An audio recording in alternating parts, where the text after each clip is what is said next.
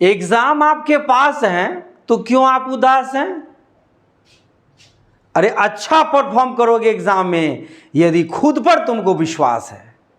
और लोग क्या कहते हैं कि जो भी मेरे पास है वो सब बकवास है। मैं कहता हूं मत सोचो नेगेटिव अपने बारे में। अरे जो भी तुम्हारे पास है वो तुम्हारे लिए खास है और वो सब तुम्हें मिलेगा जिसकी तुम्हें तलाश है। तलाश से मेरा मतलब है मेरे प्यारे बच्चों, तुम्हारे एग्जाम पास आ रहे हैं।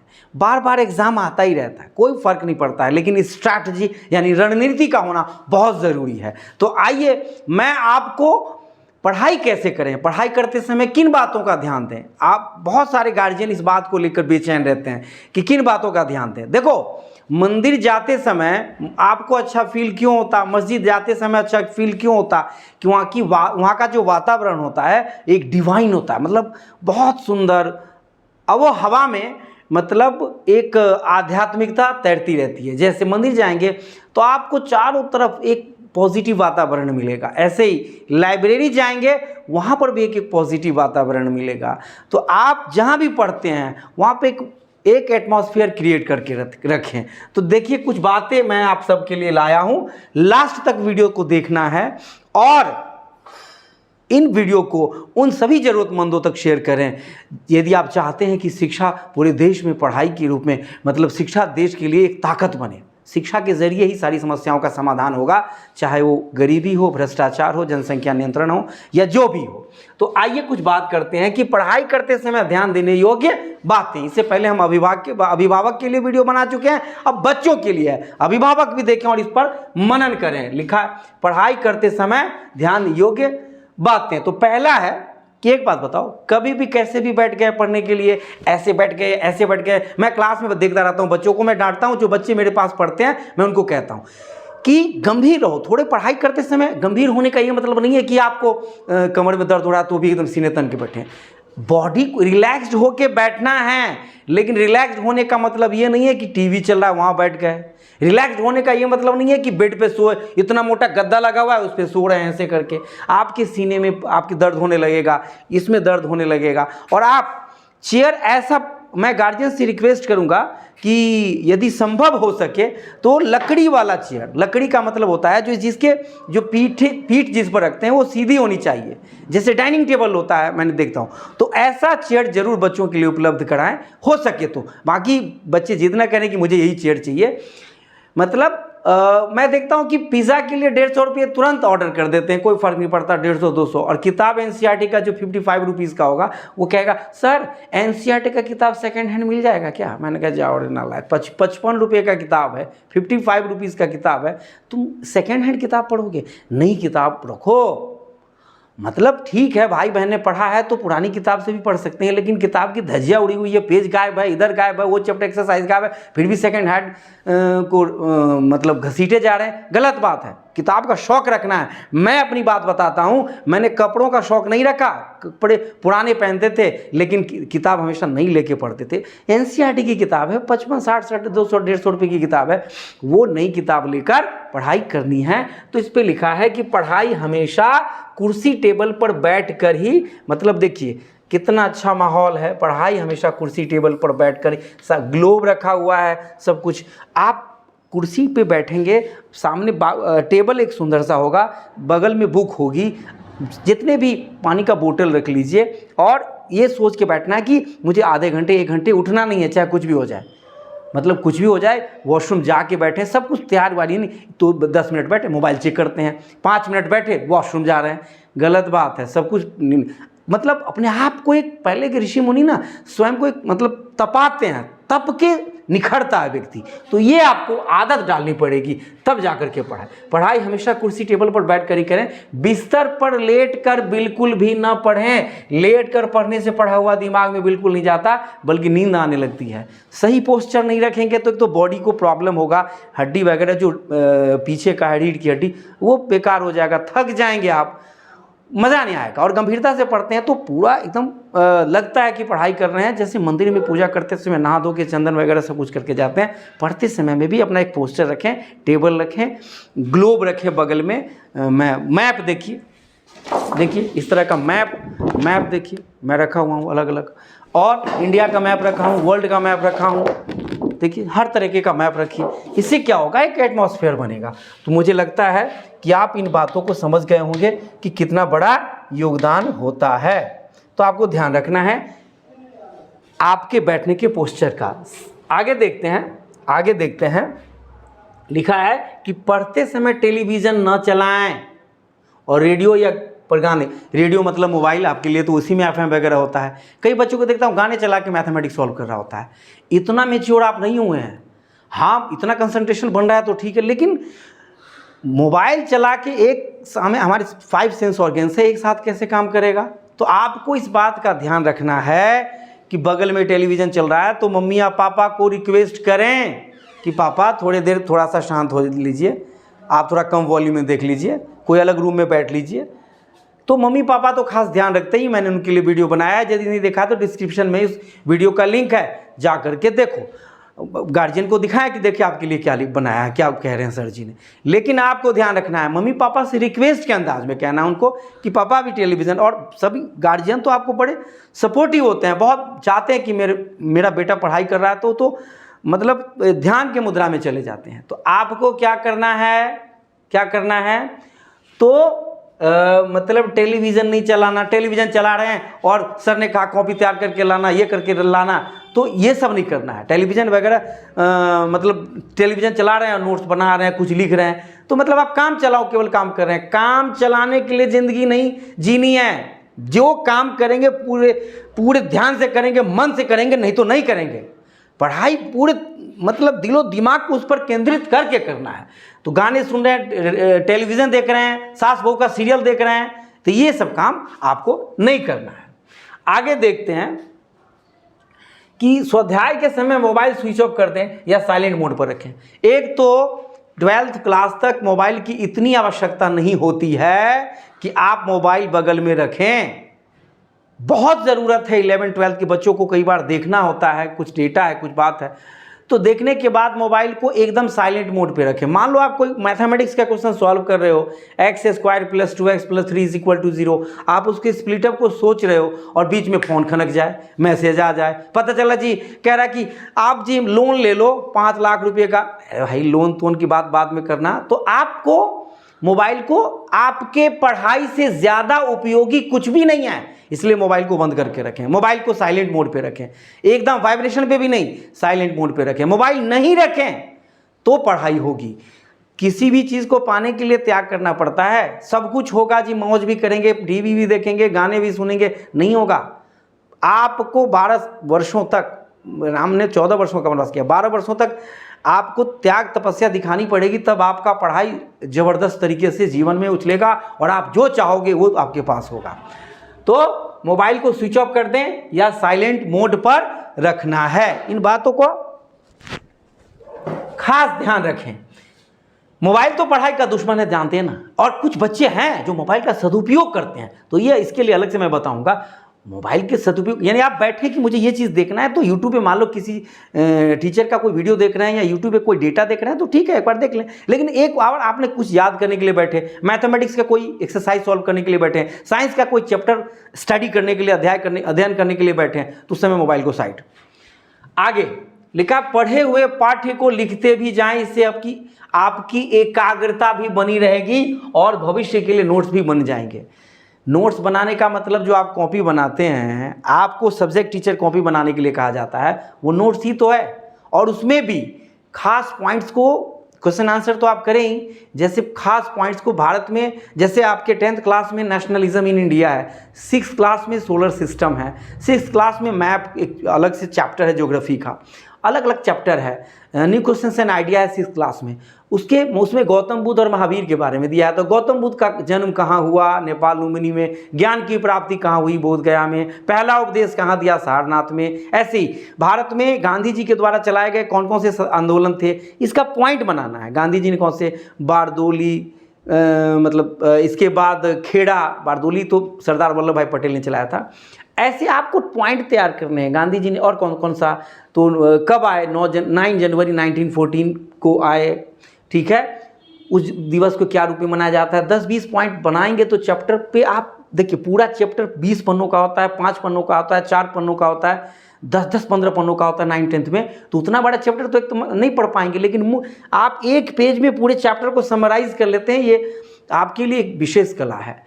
खुद से नोट तैयार करना चाहिए। कोई टीचर बनाया हुआ नोट है तो उसको देखें कि कैसे तैयार किया है, वो भी आप उतार सकते हैं, लेकिन वो ज़्यादा उपयोगी नहीं है, बल्कि आप खुद से नोट तैयार करते हैं तो ये आपके लिए शानदार चीज़ है।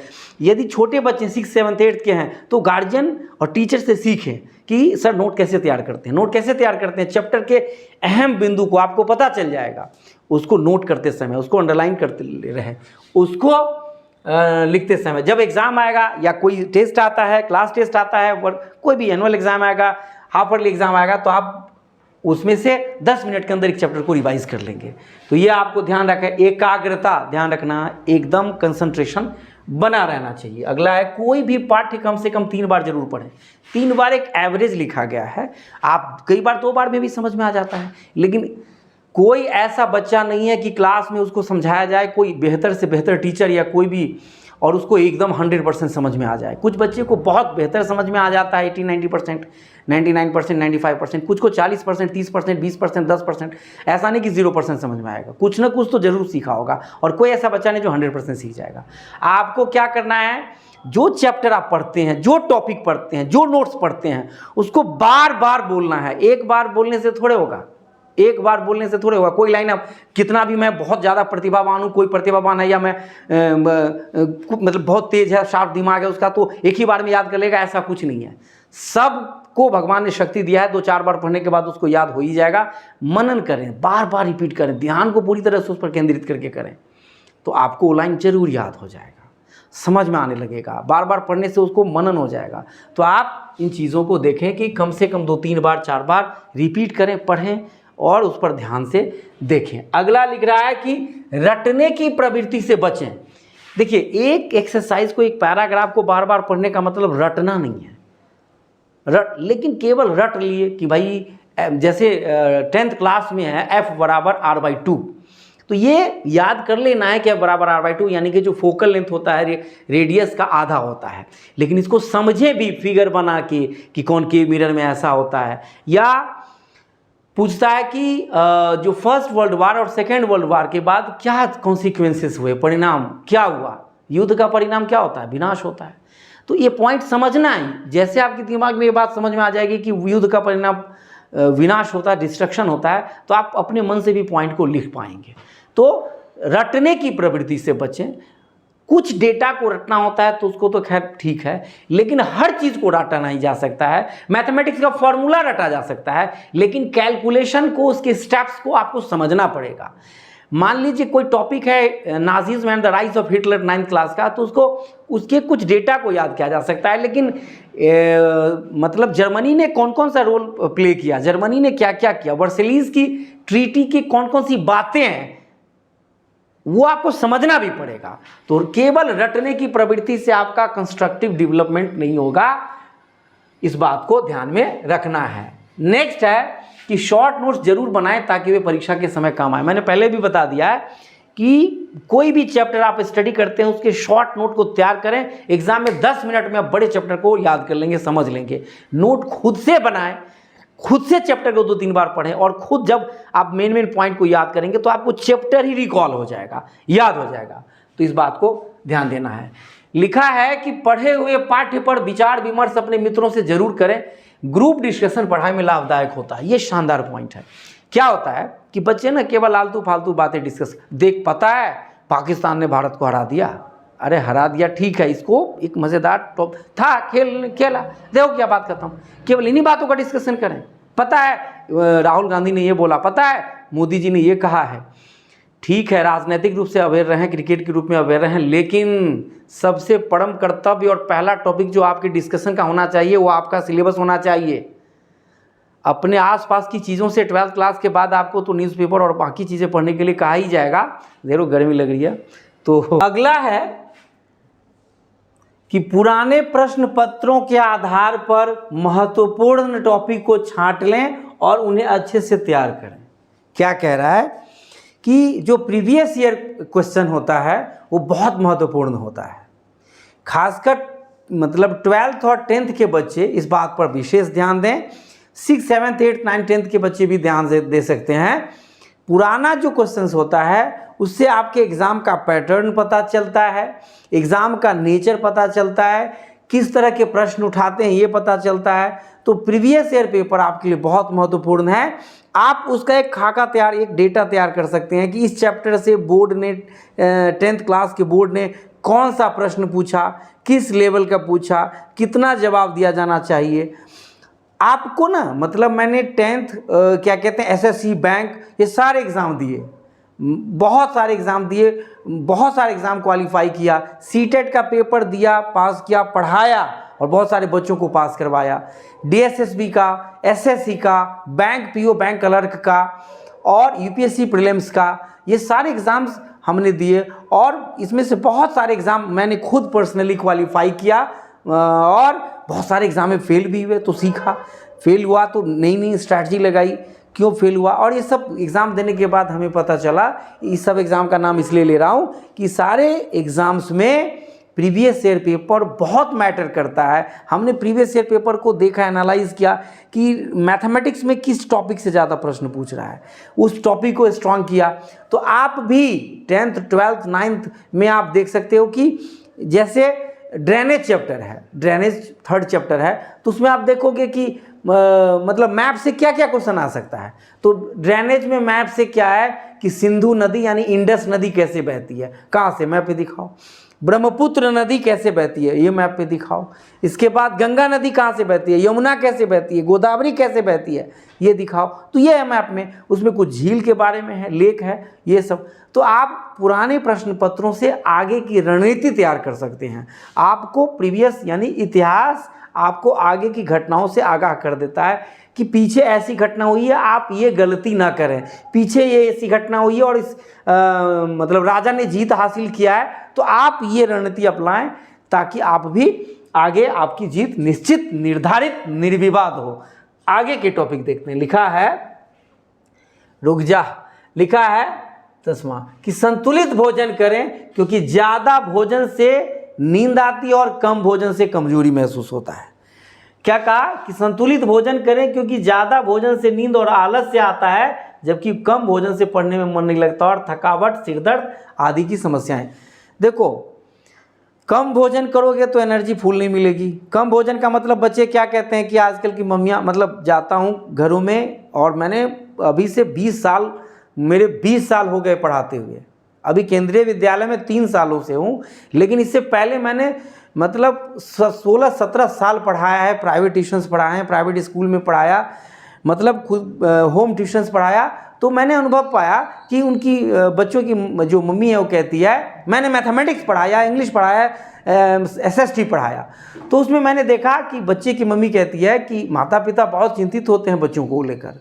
तो वो कहते हैं, क्या कहते हैं, वो कहते हैं कि ये दूध नहीं पी रहा है, ये खाना नहीं खा रहा है, टेलीविज़न पे लगा रहता है। बताओ, दूध नहीं पी रहे हो, मतलब जो मिल्क है, 1 गिलास दूध, उसमें संपूर्ण पोषक तत्व होता है, सभी न्यूट्रिशंस होता है। तो आप दूध पियोगे, एनर्जी मिलेगा। जब तक आप मन और तन से स्वस्थ नहीं रहोगे, पढ़ाई में कंसंट्रेट कैसे कर पाओगे, कोई भी काम में मन नहीं लगेगा। शरीर में थोड़ा सा कहीं पे भी थोड़ा दर्द हो तो आपके पढ़ाई में कंसंट्रेशन बन ही नहीं सकता है। इसलिए भोजन कई बार होता है मन नहीं करता खाने का, लेकिन बॉडी को आप समझाएं कि बिना खाए नहीं रख सकते, वो तो बेकार है, इंजन खराब हो जाएगा ना भाई। इंजन को तेल तो चाहिए ना।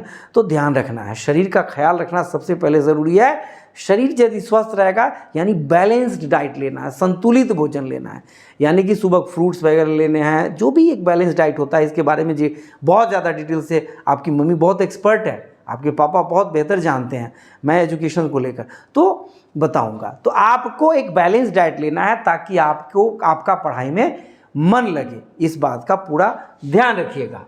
कम भोजन नहीं लेना, ज़्यादा नहीं लेना है। दूसरी बात कह रहा है कि चित्रों यानी कि डेटा के जरिए, मैप के जरिए, ग्राफ के जरिए, हिस्टोग्राम, पॉलीगन, अलग अलग आप मैथमेटिक्स में पढ़ेंगे। इसका क्या रोल होता है, जैसे मान लो आप 6th क्लास में एक प्लैनेट है, सबसे बड़ा प्लैनेट कौन सा, जुपिटर, तो जुपिटर का जे बना दिया, बड़ा सा डेटा खींच दिया, नीचे जे लिख दिया। उससे छोटा प्लैनेट कौन सा, उसका नाम लिख दिया। सबसे छोटा प्लैनेट कौन सा, सबसे छोटा इसको हिस्टोग्राम कहते हैं। तो आप एक निशान डाल सकते हैं, इसको याद रहेगा। भारत में बहुत सारे स्टेट्स हैं। In terms of area which is the largest state, तो हम कहेंगे कि राजस्थान आर लिख दिया, बड़ा एक फिगर बना दिया। ऐसे ही खेल सकते हैं। पॉपुलेशन में सबसे बड़ा स्टेट कौन सा? उत्तर प्रदेश। पूरे विश्व में भारत का पोजीशन कौन सा? 7वां एरिया में इन टर्म्स ऑफ। तो ये डाटा के जरिए, चित्र के जरिए, फिगर के जरिए अपने सामने जहाँ पे पढ़ रहे हैं वहाँ पे बना लिया और इसको याद करने की कोशिश किया। मतलब आप लिखोगे, पढ़ोगे, इन्वॉल्व रहोगे, पढ़ाई में लिप्त रहोगे, संलिप्त रहोगे, तो आप जाओगे कहाँ? आपके सभी ज्ञानेंद्रियाँ ज्ञान को प्राप्त करेगा, तो आप एग्ज़ाम में बहुत बेहतर परफॉर्म कर पाओगे। समझ पा रहे हैं बात? तो इस बात को पूरा ध्यान रखना है कि आप डेटा के जरिए पढ़ाई करें। एक अनुभव बता रहा हूँ कि 10th क्लास में जब मैं बोर्ड का एग्ज़ाम दे रहा था तो कोई बताने वाला नहीं था। आजकल तो बहुत सारे आपके मम्मी पापा एक्सपर्ट हैं। मेरे घर में जब बोर्ड का एग्ज़ाम दे रहा था तो दूर सेंटर 20-22 किलोमीटर से हेडक्वार्टर में हुआ। वहाँ पे क्या हुआ कि रात को समझ नहीं आ रहा, तो नर्वस हो रहा था, सो गया। मेरे जो रूम पार्टनर थे वो पढ़ाई कर रहा है सुबह, लेकिन 10th क्लास में मेरे गुरुजन बहुत अच्छे से मेरी पढ़ाई करवाए थे और मैंने भी बहुत मेहनत किया था, और 10th क्लास की पढ़ाई के कारण भी आज तुम्हारे सामने खड़ा हूँ। तो उसमें क्या हुआ कि दूसरे दिन पेपर जब देखा तो मुझे सारे पेपर आ रहे हैं एकदम, फिजिक्स, केमिस्ट्री, बायो, सब में, मैथमेटिक्स, एसएसटी में शानदार परफॉर्म। तो मैं जाता था डर डर के, लेकिन पेपर खोल के देखा, मज़ा आ जाता था और अच्छा नंबर आया। तो मैं इसका अनुभव ये पाया। और मेरे एक मित्र थे, उनसे मैंने डिस्कस किया, मैंने मैथ का पेपर कैसा गया, तो कहा कि क्या कहें, 100 नंबर का पेपर था, मैथमेटिक्स का हुआ, उसमें 20 नंबर एमसीक्यू यानी एमसीक्यू के थे। तो उसने 80 नंबर का पेपर तो ठीक ठाक कर लिया, उसमें से 1-2 छूटा होगा, लेकिन जैसे ही बेल लग गया उस समय, मतलब 1-2 क्वेश्चन एमसीक्यू कर ही रहा था कि बेल लग गया, अब वो नर्वस हो गया, डर गया। तो कह रहा था कि 20 क्वेश्चन बचे हुए थे, टाइम 5-7-10 मिनट भी बचा हुआ था, तो पढ़ रहा था, उसको समझ ही नहीं आ रहा है। मतलब डर इतना हावी हो गया उसके दिमाग पर कि पढ़ रहा हूँ समझ ही नहीं आ रहा है, जबकि एकदम साधारण है, पढ़ रहा हूँ समझ ही नहीं आ रहा है। तो जब आपके ऊपर डर हावी हो जाएगा तो आपके एग्ज़ाम बेकार जाएगा। इसलिए अपने डर को हावी नहीं होने दें, ऐसी नौबत ना लाएं, टाइम मैनेजमेंट करके चलें। इसके अलग से बताऊंगा, लेकिन इतना मैंने एक अनुभव बताया आपको, और उसका मतलब वो 20 नंबर में बहुत बेहतर नहीं, 2-4 नंबर ही कर पाया, बाकी छूट गया पेपर। तो ये भी होता है, मतलब साइकोलॉजी बहुत मैटर करता है पेपर में। डर, कोई क्वेश्चन गलत हो गया, आगे फिर गड़बड़ होगा, ऐसा ना होने दें, इस बात का ध्यान रखिएगा। मान लीजिए क्वेश्चन गलत हो गया गलत, कोई फर्क नहीं पड़ता है, दिमाग को बताएं, अरे बहुत सारे प्रश्न है जिसको शुरुआत में फटाक से कोई दूसरा क्वेश्चन कर लिए जो आपको बहुत कॉन्फिडेंटली आता है, बहुत बढ़िया जाएगा। तो कुछ एक्स्ट्रा ये बताया। अब है लास्ट में कि पढ़ाई में कंप्यूटर, इंटरनेट की मदद ले सकते हैं। कंप्यूटर और इंटरनेट तो धूम मचा रहा है ना, यूट्यूब के जरिए एक से एक भारत के और पूरे विश्व के एक से एक टीचर से पढ़ सकती हो। उस एक से एक में मैं भी हूँ एक। अब तुम नहीं तारीफ करो तो मैं अपनी खुद की तारीफ तो करना बनता है ना। वैसे कोई बात नहीं, आपको अच्छा लगे आप हमारे चैनल पे जाके बहुत बेहतरीन वीडियो देख सकते हो। मैंने ये प्रण ले लिया है कि जो मेरे पास है वो सब आपको दे के जाऊँगा। मतलब एक एक सब्जेक्ट में आपको स्ट्रैटेजी बताऊँगा। ये तो ओवरऑल बताया कि कैसे पढ़ाई की जानी चाहिए, एक कैसा एटमॉस्फेयर क्रिएट किया जाना चाहिए, अपने आसपास कैसे। इससे पहले गार्जियन के लिए, अभिभावक माता पिता यदि इस वीडियो को देख रहे हैं तो इसकी डिस्क्रिप्शन में वो वीडियो का लिंक है, आप जाकर देखें कि पढ़ाई करते समय बच्चों का कैसे ख्याल रखें, किन बातों का ध्यान रखें।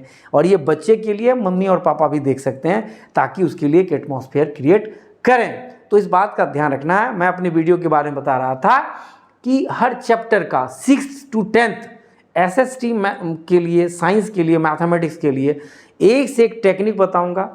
पढ़ाई में इंटरेस्ट कैसे क्रिएट करें बच्चों का वो बताऊंगा। और आप मतलब बच्चे स्वतः, जिन बच्चों के साथ थोड़ी समय बिताता हूं, जिनको गाइड करता हूं, वो पढ़ने लग जाते हैं और उनको पढ़ाई में मन लगने लगता है और उसको मज़ा आने लगता है। जिस दिन बच्चे का पढ़ाई में मन लगने लग जाए, समझिए काम हो गया है। तो हम अगले वीडियो में मिलते हैं और एक बेहतरीन टॉपिक के साथ।